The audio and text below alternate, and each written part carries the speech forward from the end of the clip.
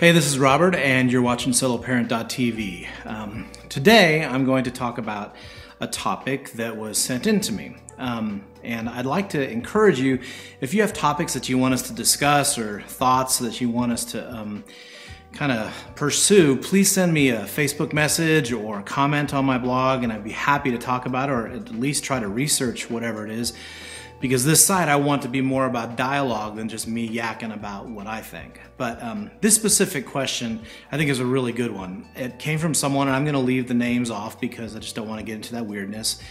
But she wrote in, she asked about contrasting discipline styles. And what I think she was meaning by this is she has certain rules in place and has boundaries and is really trying to teach her kids or her kid appropriate life skills or disciplines and that kind of thing. And it seems like the father doesn't have the same rules and regulations, and so there's this contrast in discipline, and certainly that can be very, very frustrating. And I think the thing that I worried about when I had that encounter was that it would actually confuse and make things worse for my daughters. And so that happened to me a lot, especially during the first years of my divorce, because the girls did spend more time with their mother.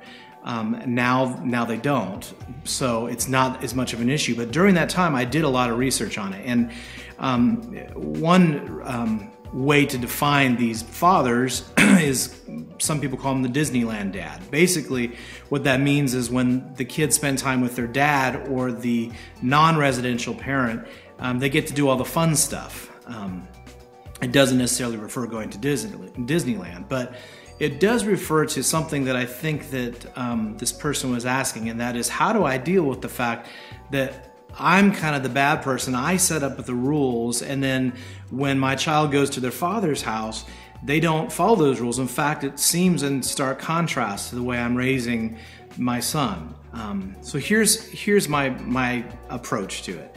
There's two things. First of all, everything that I've read has said to make sure that you don't get your eye off the ball. You cannot control what is going on in the other house unless it's harmful to the kids.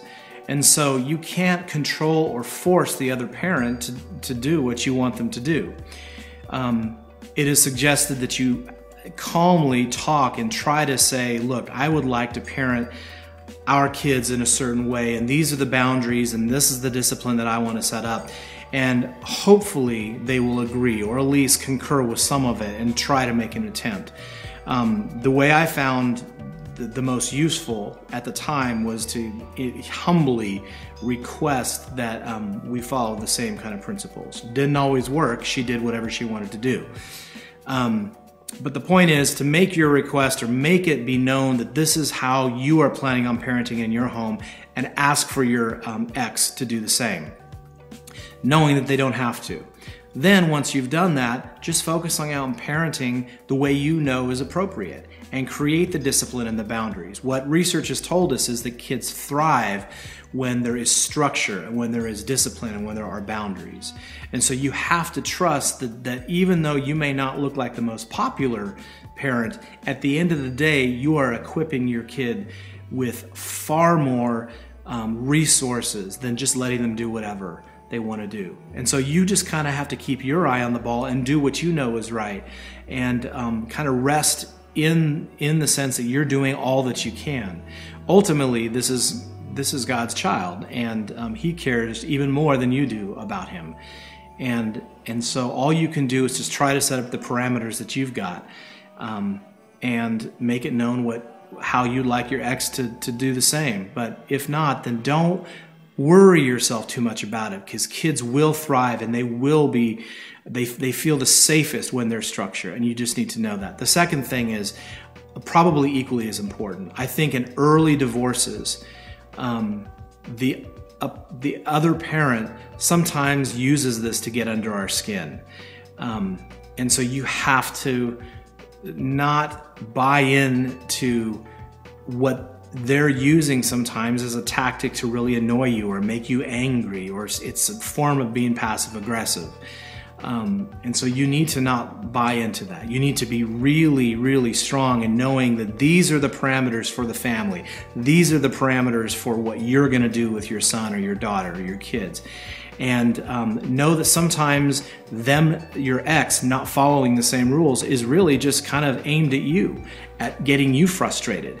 And you just can't let that. You have to just stand by the fact that you are doing whatever you can, and not let those barbs or those attacks or those passive aggressive moves get under your skin.